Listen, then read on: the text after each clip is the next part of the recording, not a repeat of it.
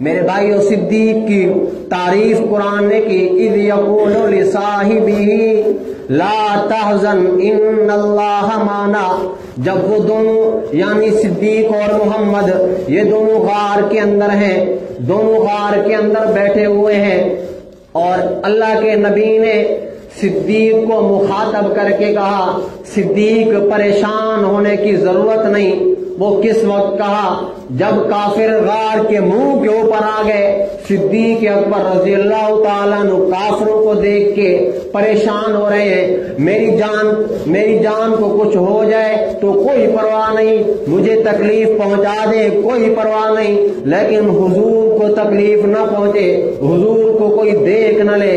صدیق اکبر پریشان ہو گئے کہ کافر بھی اب سر کے اوپر آ گئے، اب غار والے ان کے پاؤں کو تو دیکھ رہے ہیں لیکن کافروں کو پتہ نہیں چلتا، کیونکہ غار کے منہ کے اوپر ایک جالا تن چکا ہے۔ صدیق اکبر پریشان ہے، حضور نے فرمایا لا تحزن ان اللہ معنا، صدیق پریشان ہونے کی ضرورت نہیں، غمگین ہونے کی ضرورت نہیں، غم نہ کرو، ان اللہ معنا، اللہ ہمارے ساتھ موجود ہے۔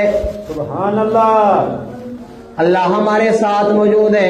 صدیق کو پریشانی ختم ہو گئی، غمگینی ختم ہو گئی، غم دور ہو گیا، کیونکہ اللہ کا فرمان سنا، اور اللہ نے صدیق اور محمد کی بات کو خدا کا کلام، اللہ نے اپنا کلام بنا دیا۔ سبحان اللہ۔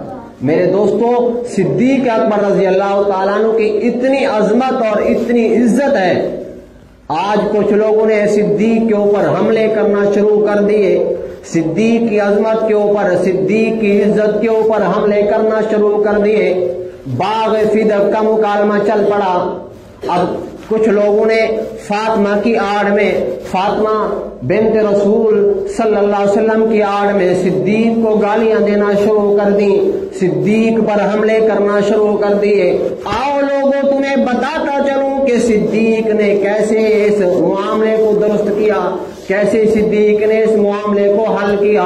صدیق اکبر تشریف فرما ہے، اللہ کے نبی کی وفات ہو گئی، اللہ کے نبی اس دنیا کو چھوڑ کے چلے گئے۔ اب فاطمہ رضی اللہ تعالی عنہا تشریف لائیں، او صدیق، او ابو بکر، میں آپ کے پاس آئی ہوں، دربار میں آئی ہوں، محمد کی بیٹی ہوں، لہذا جو باغ فدق نبی نے اپنے صدقے میں چھوڑا ہے، اپنی وراثت میں چھوڑا ہے، اپنی جائیداد میں چھوڑا ہے، وہ ہمارا حق بنتا ہے، ہم اس کے حقدار ہیں، اس کے علاوہ کوئی حقدار نہیں۔ فاطمہ رضی اللہ تعالی عنہا جب یہ صدیق اکبر نے سنا تو صدیق اکبر نے فرمایا آؤ فاطمہ ادھر بیٹھو، میں آپ کو بتاتا ہوں کہ جو باغ فدق ہے اس کا کیا معاملہ ہے۔ صدیق اکبر رضی اللہ تعالیٰ عنہ نے آواز دی، سارے صحابہ اکٹھے ہو گئے، صدیق نے حضور کا فرمان سنایا، ما ترکنا من مال فہو صدقہ، کہ جو انبیاء جو کچھ بھی چھوڑتے ہیں، چاہے وہ مال میں سے ہو، چاہے وہ دولت میں سے ہو، چاہے وہ مکان میں سے ہو، چاہے وہ پراپرٹی یا جائیداد میں سے جو کچھ بھی ہو، حضور نے فرمایا فہو صدقۃ، وہ میری وراثت نہیں ہوتی، وہ میری اولاد کو نہیں مل سکتا، وہ اولاد کو اس سے حصہ نہیں دیا جا سکتا، بلکہ حضور نے فرمایا فہو صدقہ، وہ صدقہ ہوتا ہے، وہ صدقہ غریبوں کے لیے ہوتا ہے، یتیموں کے لیے ہوتا ہے، غریب لوگوں کے لیے، مسکین کے لیے، مفلسوں کے لیے وہ صدقہ ہوتا ہے۔ حضور صدیق اکبر نے جب یہ فاطمہ کو یہ حدیث سنائی تو فاطمہ رضی اللہ تعالیٰ عنہ خاموش ہو گئی، کبھی باغ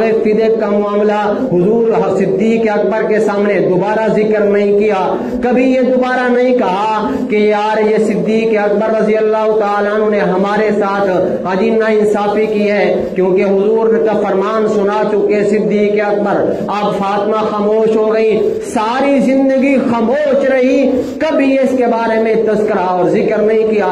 یہ تو صدیق کے دشمن، یہ تو صدیق کے گستاخوں نے، یہ صدیق کے دشمنوں نے، حملہ آوروں نے فاطمہ رضی اللہ تعالیٰ عنہ کی آڑ میں صدیق کو گالیاں دینا شروع کر دی کہ صدیق نے فاطمہ کا حق نہیں دیا، نا انصافی کی۔ اور لوگوں آپ سے پوچھنا چاہتا ہوں پوچھنا چاہتا ہوں، سوال کرنا چاہتا ہوں کہ جس صدیق نے اگر فاطمہ کو حق نہیں دیا تھا، اگر صدیق نے فاطمہ کو حق نہیں دیا تھا تو عمر نے بھی نہیں دیا، عثمان نے بھی نہیں دیا، اب تینوں نے نہیں دیا، اب باری آ گئی علی اور مرتضیٰ کی۔ میں علی اور مرتضیٰ کی بات کروں کہ ان تینوں نے تو حق نہیں دیا، لیکن علی اور مرتضیٰ نے حق کیوں نہیں دیا؟ آپ تو علی کو مشکل کشا مانتے ہیں، آپ تو علی کو خلیفہ اول مانتے ہیں، آپ تو صدیق کو جھٹلا دیتے ہیں، عمر کی خلافت کو بھی جھٹلا دیتے ہیں، عثمان کی خلافت کا بھی انکار کر دیتے ہیں۔ لیکن آپ سے پوچھنا چاہتا ہوں کہ جس طرح صدیق کو عمر عثمان نے اگر حق نہیں دیا تو علی کہاں گیا تھا؟ علی کو تو تم مشکل کشا مانتے ہو، وہ مشکل کشا مشکلیں حل کرنے والا، علی نے پھر مشکل کیوں حل نہیں کی؟ علی نے پھر مجبوری کیوں حل نہیں کی؟ علی نے پھر فاطمہ کو حق کیوں نہیں دیا؟ کیوں؟ معلوم تھا کہ فاطمہ کا کوئی حق نہیں بنتا، کیونکہ حضور کا فرمان ہے ما ترکنا من مال فہو صدقۃ، جو مال ہم چھوڑے، جو جائیداد ہم چھوڑے، جو پراپرٹی اور جائیداد ہم چھوڑ دیں وہ صدقہ ہوتا ہے، کسی کی وراثت نہیں ہوتی۔ اس لیے علی نے بھی کسی کو حق نہیں دیا، کیونکہ حضور کا جو باغ تھا حضور نے وہ صدقہ کر دیا۔ اب وہ صدقہ وہ مسکینوں کے لیے، غریبوں کے لیے، ہاں جی یتیموں کے لیے، غرباء کے لیے، وہ صدقہ غرباء کے لیے ہوتے ہیں، اللہ کے نبی کی وراثت نہیں ہوتی۔ بڑی عجیب بات ایک آپ کو اور بتاؤں، بڑے ہی صدیق کا عجیب فلسفہ ہے۔ اللہ کے نبی نے صدیق کو عتیقم من النار کہا۔ عتیقم من النار کا مطلب ہوتا ہے کہ آدمی یہ دوزخ سے بری ہے، دوزخ سے دور ہے، کبھی اس کو دوزخ کی آگ چھوڑ نہیں سکتی۔ اللہ کے نبی علیہ الصلوۃ والسلام نے صدیق اکبر کو بہت عظمت دی، عزت دی۔ وہ کیا وجہ ہے؟ مروا ابا بکرن فلیصلی بالناس، زندگی میں صدیق کو کہا صدیق آؤ میرے مصلی کے اوپر آ کے نماز پڑھاؤ، آؤ میرے مصلی کے اوپر آ کے نماز پڑھاؤ۔ اور صدیق نے بہت عجیب وفا کی ہے، اور صدیق نے بڑی عجیب محبت کی ہے، عشق کی وفا بھی ایسی، عشق کی داستان بھی ایسی۔ آؤ تمہیں بتاؤں کہ حضور اور صدیق کا عشق کیا ہے، حضور اور صدیق کی وفا کیا ہے۔ آؤ تمہیں بڑا عجیب فلسفہ بتاؤں، بڑی عجیب منطق بتاؤں، بڑی عجیب منطق بتاؤں۔ سارے حضرات کان کھول کے بات سنو۔ حضور صلی اللہ علیہ وسلم کی عمر 63 سال، صدیق کی عمر بھی 63 سال۔ حضور جس دن فوت ہوئے صدیق بھی اسی دن فوت ہوئے۔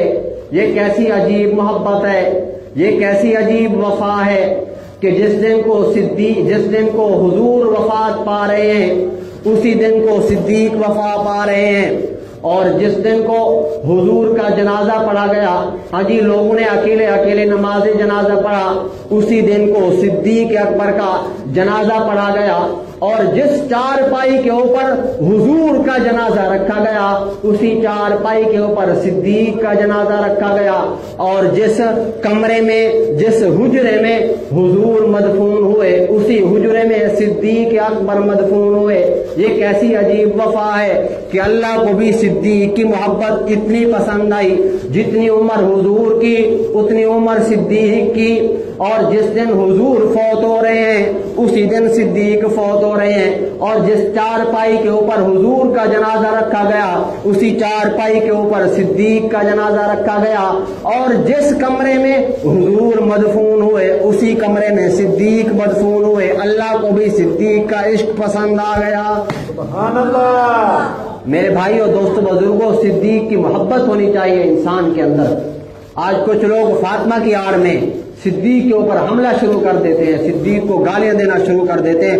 میرے دوستوں ایک اعلان کرتا ہوں ان کے لیے، آؤ سامنے آ کر بیٹھو، آپ بھی حدیث سناؤ، قرآن سناؤ، میں بھی آپ کو قرآن اور حدیث سناتا ہوں۔ مسجد میں بیٹھ کے ہاں جی لوگوں کے سامنے جا کے بیان کرتے ہیں، پتہ چل جائے گا کہ پتہ چل جائے گا دودھ کیا ہے اور پانی کیا ہے، قرآن کیا ہے اور حدیث کیا ہے اور من گھڑت کس سے کیا ہے۔